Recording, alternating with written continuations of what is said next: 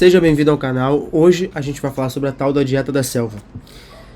Está sendo muito falado hoje por muitos influenciadores, muitas pessoas na internet, sobre a tal da dieta da selva ou dieta da roça, que eles chamam também. E a gente vai tentar entender o que seria isso e eu vou apontar algumas coisas que não me soam bem quando eles falam sobre a tal da dieta da selva, alguns erros que eu vejo sendo cometidos e como a gente pode solucionar isso e como você pode ter uma alimentação muito mais interessante para a sua saúde, para a sua vida. Então, o que seria essa dieta da selva ou dieta da roça? Nada mais é do que uma dieta em que eles falam que você tem que comer o mais natural possível, priorizar comidas de origem animal e poder comer de forma restrita coisas naturais, como frutas, como leguminosas, como... Isso não é tanto comum pelo discurso deles, mas mais raízes, mais frutas, etc. Eu já vi também algumas pessoas falando que a dieta da roça você poderia comer pipoca, é algo mais naturalista, algo mais freestyle assim, para emular o que as pessoas comiam na roça no passado, apesar disso ser muito estranho, porque na roça as pessoas comiam o que tinha, não era essa fartura no geral, mas tudo bem. Pra gente entender, a gente precisa voltar para basicamente os primórdios da humanidade. O ser humano sempre teve essa alimentação rica em alimentos animais, de origem animal. Frutas eram da época, a polpa delas era diferente, não era tão carnuda quanto as polpas das frutas de hoje. A hibridização não era tão frequente como a gente tem hoje. E comidas como folhas, grãos eram comidas de sobrevivência quando não tinha carne, quando não tinha esses produtos mais nutritivos disponíveis. Então, tem essa ideia. Até porque, abrindo um adendo aqui, folhas e grãos têm muito antinutrientes, que são toxinas que as plantas produzem para inibir que o predador venha e consuma essas estruturas que são muito importantes para ela. A folha nada mais é do que a superfície de contato entre o ambiente externo e a planta, em que ela absorve oxigênio e expele gás carbônico, que ela realiza o processo de crescimento dela, incorporação de matéria e de respiração por meio da expiração de CO2. E os grãos são os bebezinhos da planta. Então ela não vai deixar barato e permite que você coma os bebezinhos dela, a perpetuação da espécie dela, sem nenhuma punição. Então ela vai encher de antinutrientes. Isso é um tópico para outro vídeo que eu não vou falar aqui. É uma alimentação natural do ser humano, a gente pode interpretar assim. Só que essa, de forma ganhou mais popularidade, foi nos anos 2018, 2019, 2020, com o Dr. Paul Saladino e o Dr. Shawn Baker. E hoje em dia também com o Dr. Anthony Sheffield, que nada mais é que eles botaram o nome de Animal-Based Diet, ou Carnivore Diet, que é uma alimentação de base animal, ou uma alimentação carnívora. Hoje em dia o Dr. Paul Saladino não faz mais carnívora, não faz mais cetogênica, porque uma dieta carnívora é uma dieta cetogênica. Ele faz uma dieta animal-based, que ele inclui já fruta, mel, etc. E o Dr. Shawn Baker continuou fazendo uma dieta carnívora.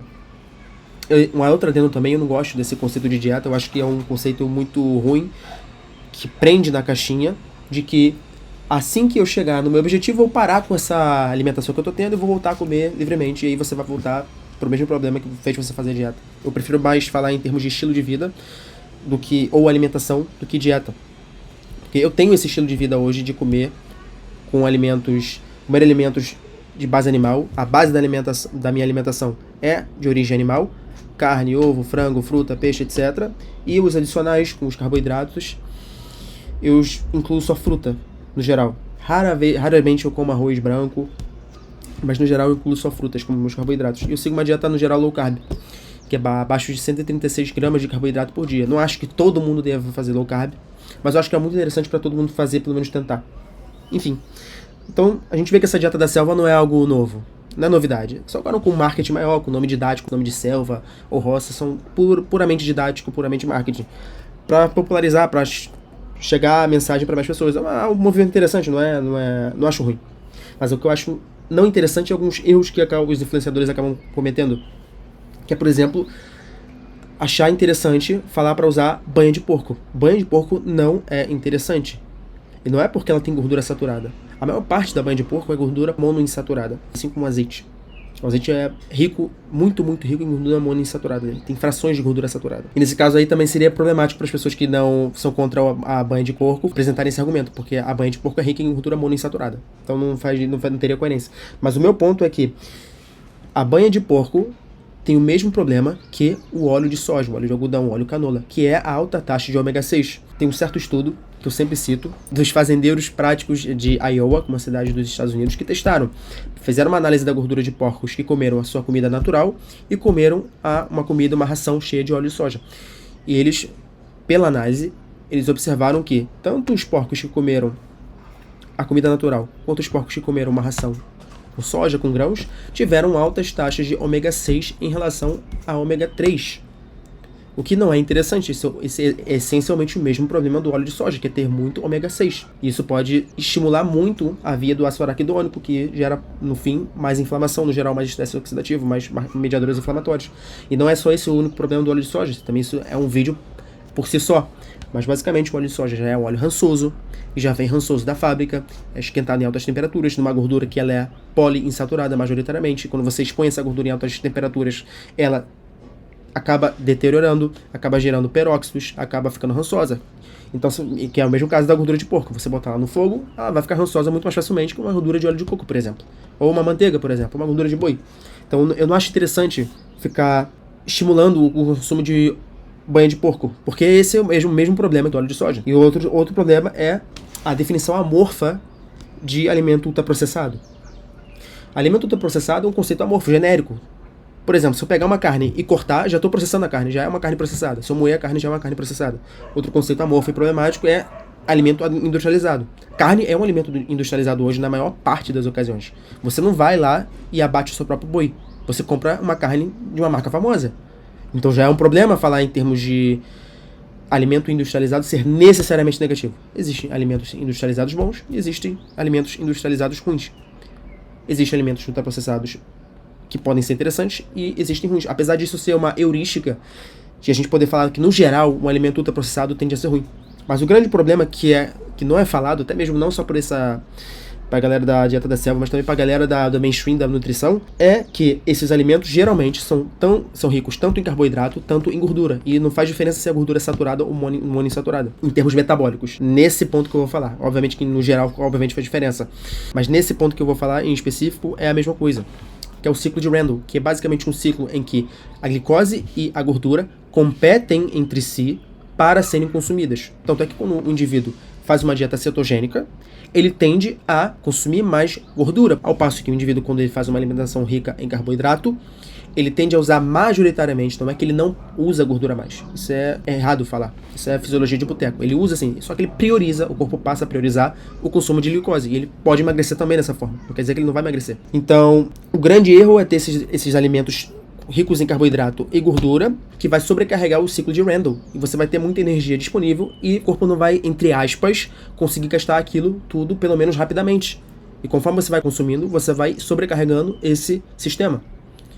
Então, a gente precisa dar nome aos bois. Na natureza, não existe um alimento que é rico em carboidrato e rico em gordura ao mesmo tempo. Não tem isso na natureza. E geralmente também, alimentos que são ricos em proteínas são ricos em gorduras na natureza. E aí já vai entrar pro próximo ponto que eu vou falar, que eles têm uma birra contra o whey protein. Veja só, o whey protein em si não é problemático. Agora, o produto que fazem e colocam whey protein pode ser problemático por causa de corante, por causa de adoçante artificial.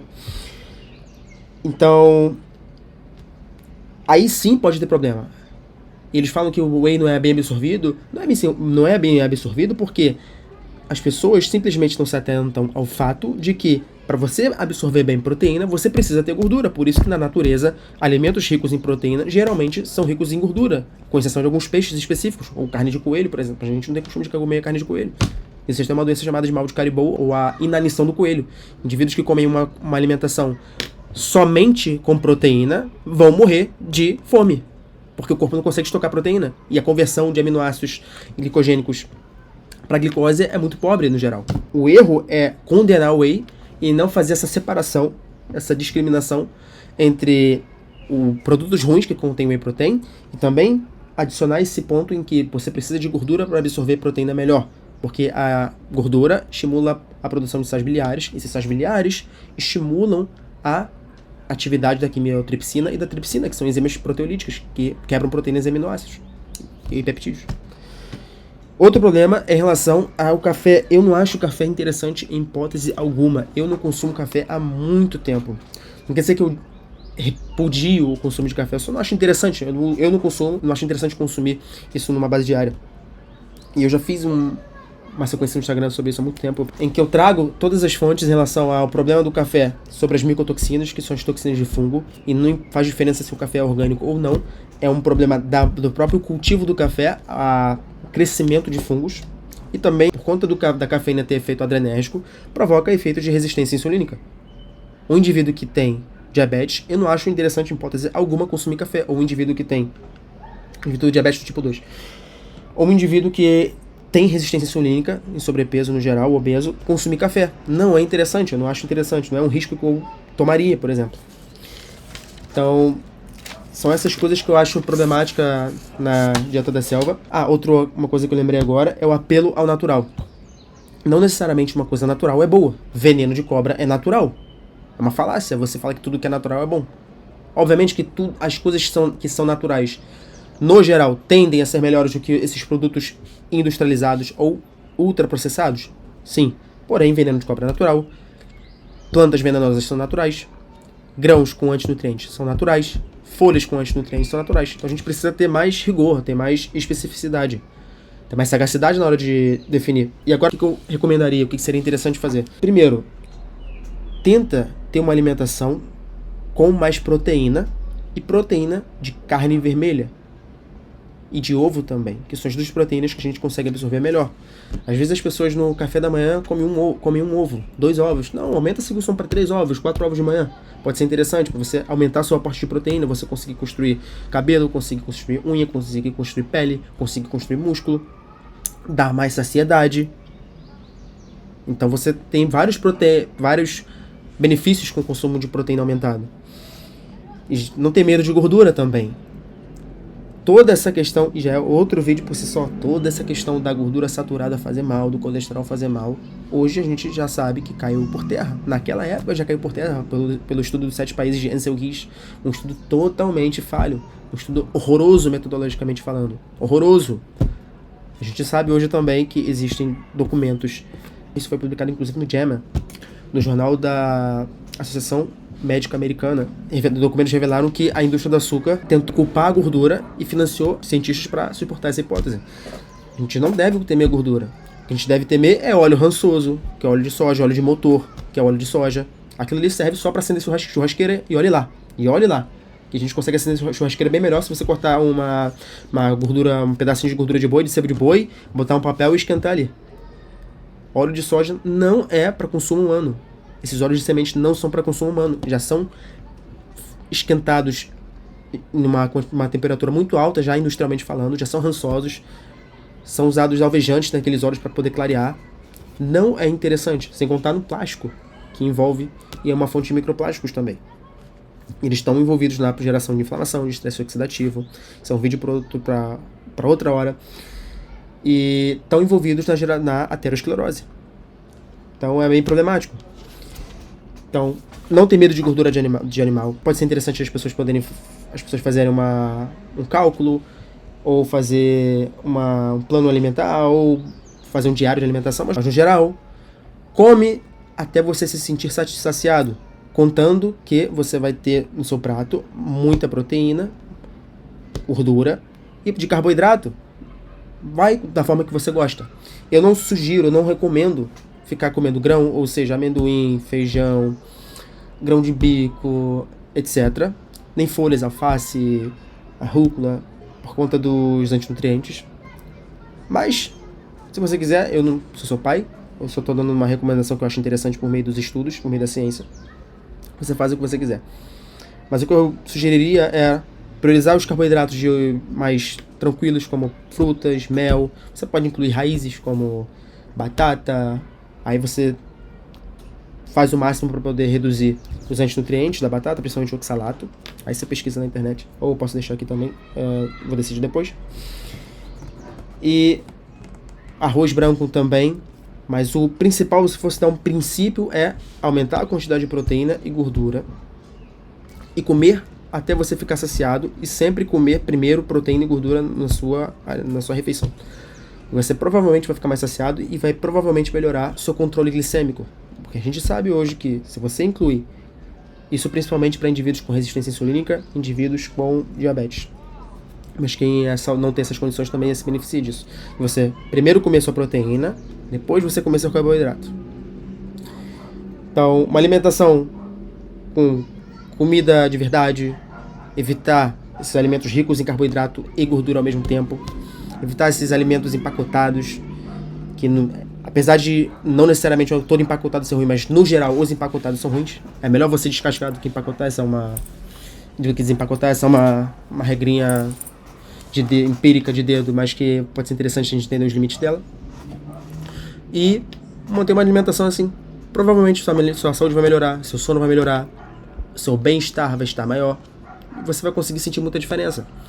Às vezes, uma coisa que pode mudar a vida do indivíduo é a alimentação, apesar do sono, na minha opinião, ser a base da pirâmide. O sono é muito mais importante do que a alimentação e do que exercício. Porque, apesar dele sofrer influência da alimentação e do exercício, ele influencia muito mais a alimentação e o exercício do que eles influenciam o sono. Obviamente que o sono tem uma grande parcela em termos na influência na disposição da pessoa, mas a alimentação também tem muita. Então esses são meus comentários em relação à dieta da selva, da dieta da roça, e até a próxima.